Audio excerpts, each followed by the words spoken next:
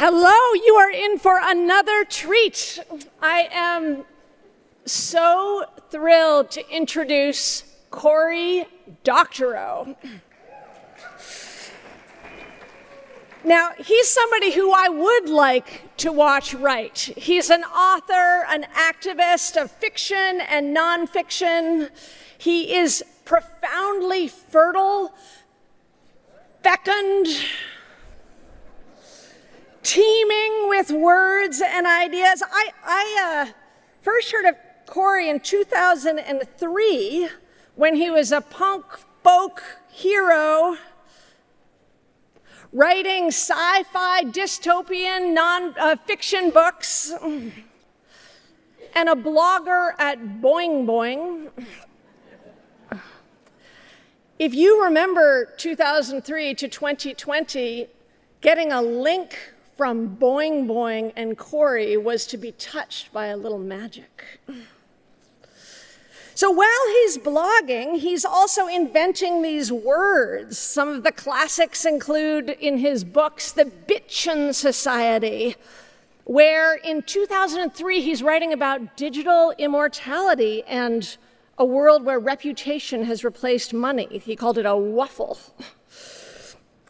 He's created worlds in his fiction of rebel walkaways who leave the Zatas and mainstream society to build functioning gift economies. And you may know his cult classics of the Little Brother universe, like Little Brother and Homeland and Attack Surface, or you may not.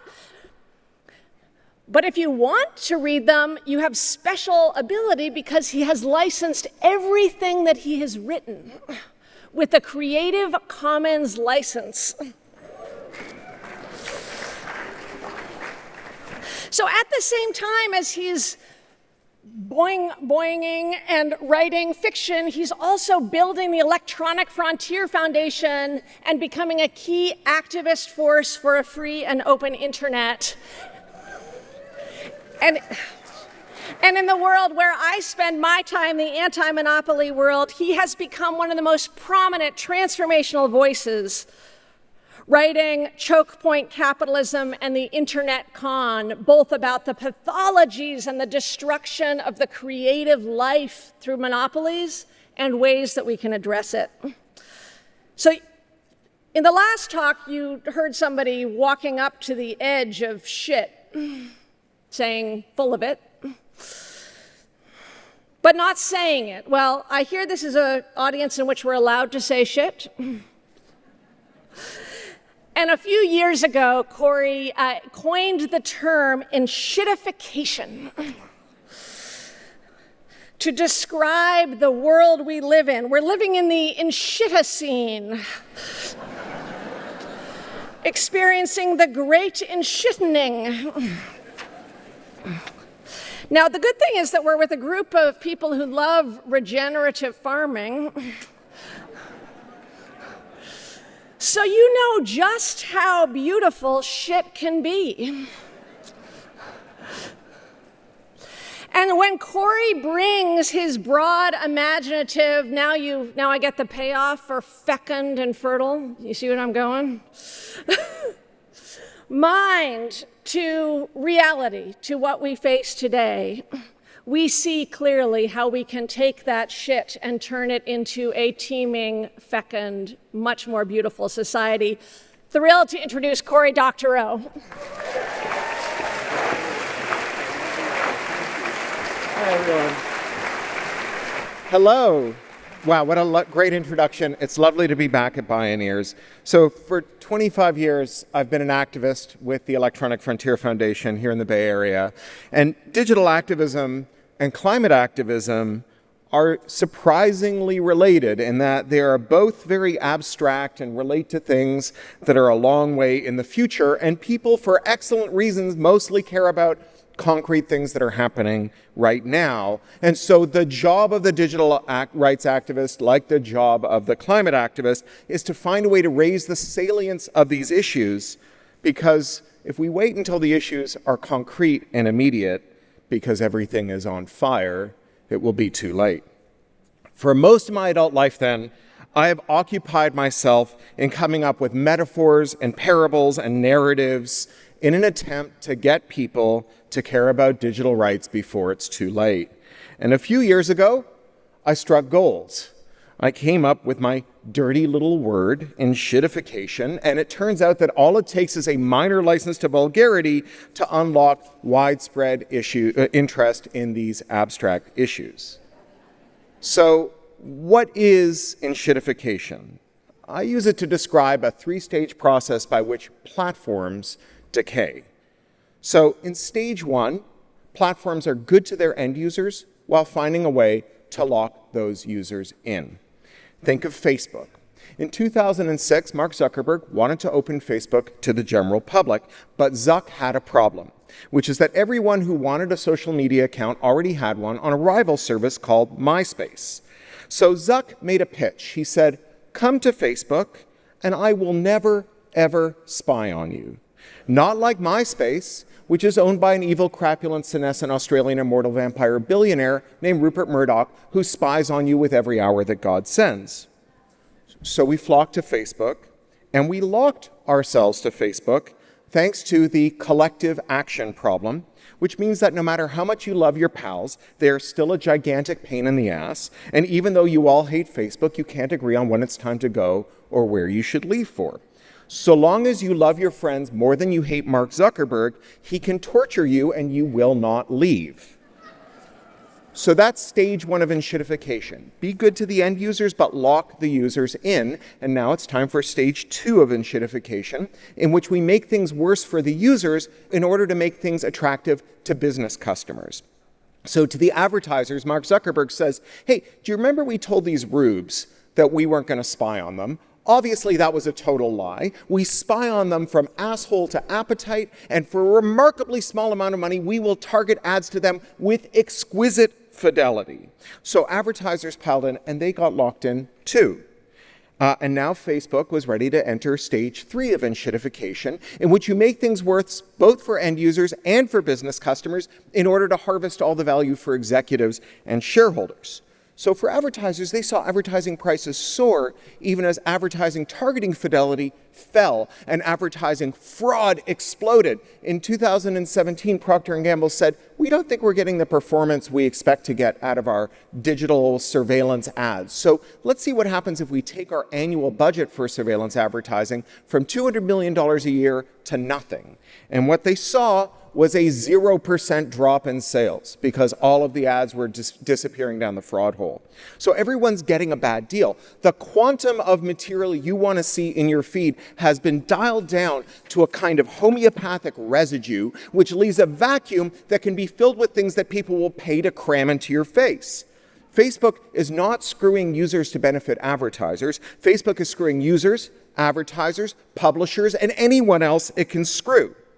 But the equilibrium in which all value is harvested for executives and shareholders is very brittle, because the difference between "I hate Facebook, but I seem to come back to it every day," and "I hate Facebook and I'm never coming back here again" is razor thin, and all it takes is one scandal, one live stream mass shooting, and people bolt for the exits.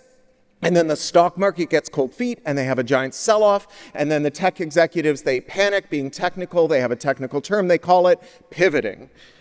And that is how it is that in 2021, Mark Zuckerberg arose from his sarcophagus and said, "Hearken to me, brothers and sisters, for I've had a vision. I know I told you that your future would consist of arguing with your most racist uncle, using the primitive text interface that I invented so that you could non-consensually rate the fuckability of Harvard undergraduates. However, the true future is one in which I convert you into a legless, sexless, low-polygon, heavily surveilled cartoon character so that I can imprison you in a virtual world I stole from a 25-year-old satirical dystopian science fiction novel that I call the metaverse." And that is the final stage of enshittification, the giant pile of shit. So, thank you.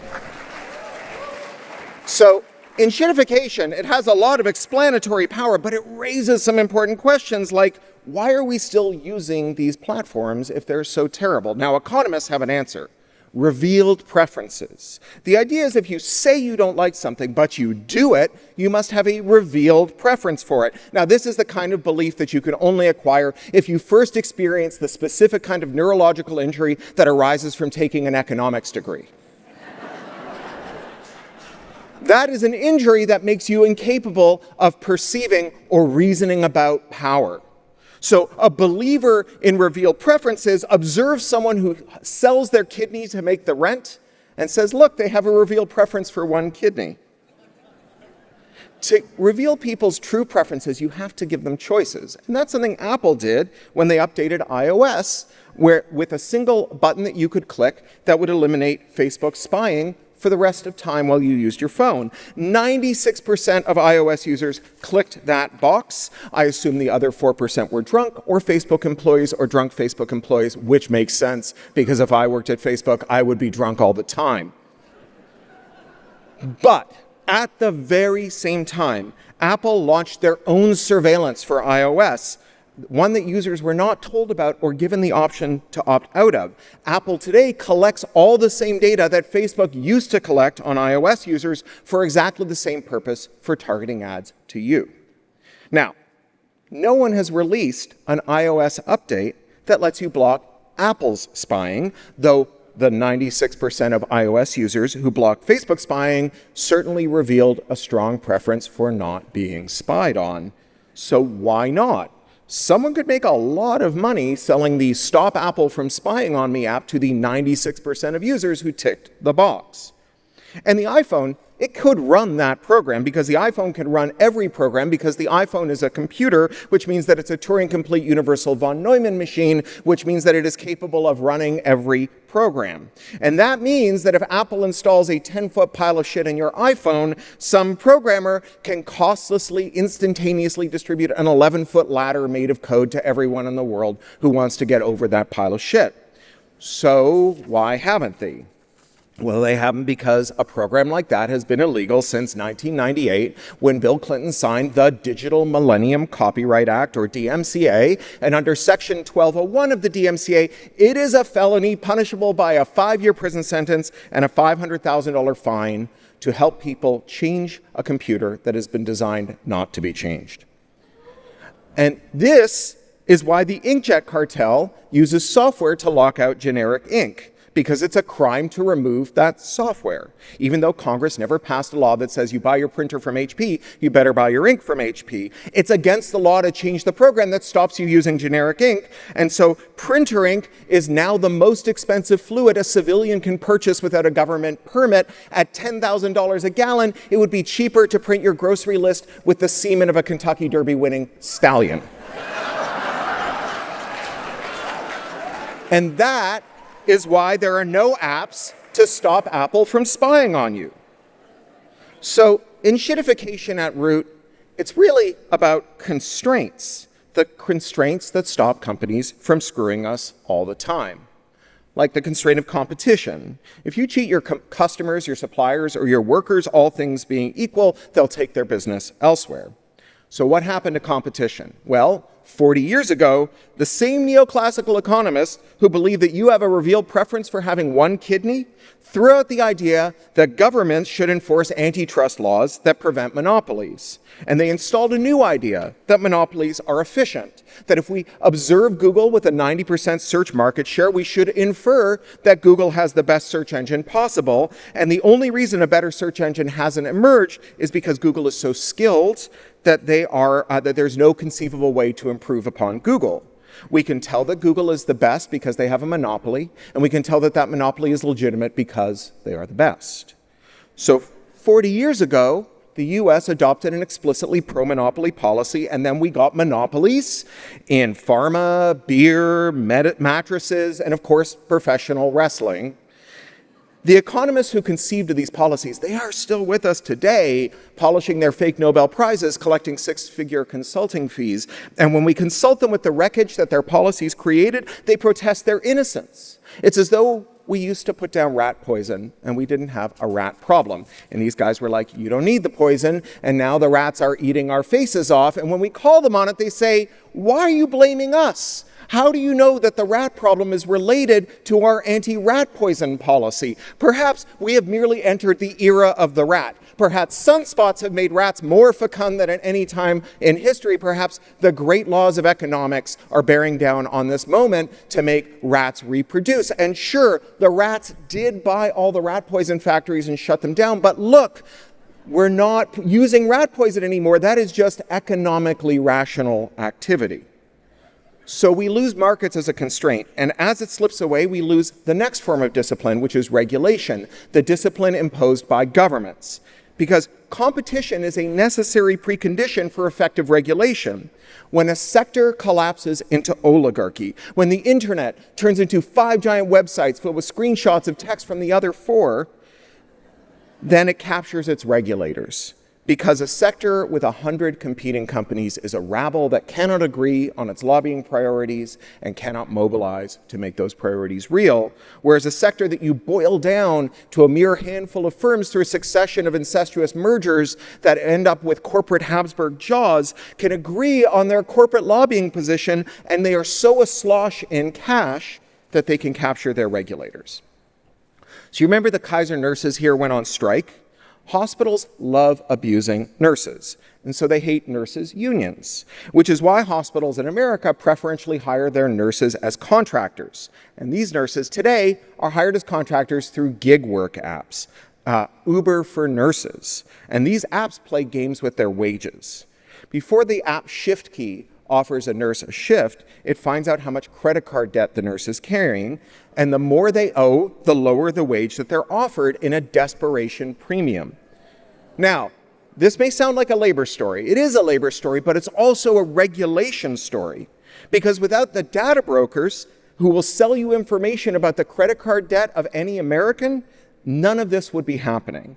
And why do those data brokers exist? Well, it's because the last time Congress gave us a new federal consumer privacy law was in 1988 when Ronald Reagan signed a law that made it illegal for video store clerks to disclose your video rental history. This is the expensively purchased inaction of a heavily concentrated, wildly profitable privacy invasion industry that has monetized the abuse of human rights at scale. There is a direct line from this phenomenon to nurses whose paychecks go down when they can't pay their credit card bills. Tech companies don't spy on you because privacy is dead. Tech companies spy on you for the same reason your dog licks its balls, because they can. Now, regulatory capture is not just about breaking the law. It's also about using the law. Remember DMCA 1201, the law that makes it a crime to modify a computer without permission? Without this law, tech companies would have to worry that their enshittifying plans would be foiled by technologists who would ship products that fix their defective exports. Now, Congress hasn't passed a privacy law since 1988, but still the majority of web users, 51% of us, run an ad blocker, which is also a tracker blocker. But no one has ever installed an ad blocker for their apps, because reverse engineering an app carries a 5-year prison sentence and a $500,000 fine under DMCA 1201. This is why companies are so horny to get you to use their apps and not their websites, because an app is a website skinned with the right kind of IP to make it a crime to defend your privacy while you use it. Take away regulatory capture, and technologists could do a lot to protect us from the enshittificatory impulses of the Zucker-Muskian, ketamine-addled failures who run our lives today.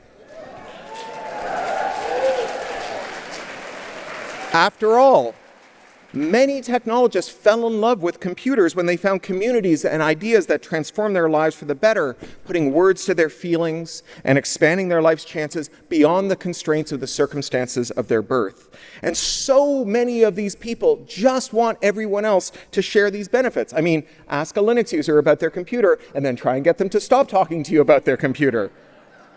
So these techies, they were Tron-pilled. They want to fight for the user. And they were powerful because a Silicon Valley engineer on average was adding about $1 million per year to their employer's bottom line. And for most of the industry's history, there was a total shortage of skilled workers, and that scarcity was power. The reason that tech bosses shelled out for free kombucha and massages and a surgeon to freeze your eggs so that you could work through your fertile years was not because they liked you, it was because they were afraid of you and they knew that there were 10 other bosses at the factory gate who'd give you a job. And so when they told you to enshittify that product, you'd miss your mother's funeral to ship on time, you could tell your boss to fuck off. But tech workers didn't know that they were workers. They thought that they were temporarily embarrassed founders. And so they never consolidated the power of scarcity into the power of solidarity by forming a union. And now, after 500,000 tech layoffs in 3 years, tech workers do not tell their bosses to fuck off because there are 10 workers at the factory gate who'll take your job. And we know how tech bosses treat the workers they're not afraid of. Amazon programmers get to show up for work with pink mohawks, facial piercings, a black t-shirt that says something that their boss doesn't understand but feels a little uncomfortable about, whereas the workers in an Amazon warehouse are injured at 3 times the national rate and the drivers in an Amazon van pee in bottles. There is nothing about writing code that means that you can't be made to pee in a bottle.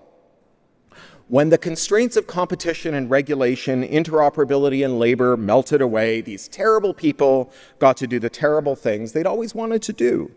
But the reason they're doing it is not their moral failures. The reason they're doing it is because of policy failures.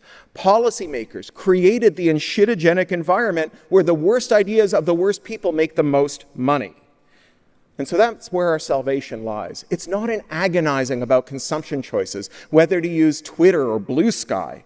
Shopping your way out of a monopoly is like recycling your way out of a wildfire.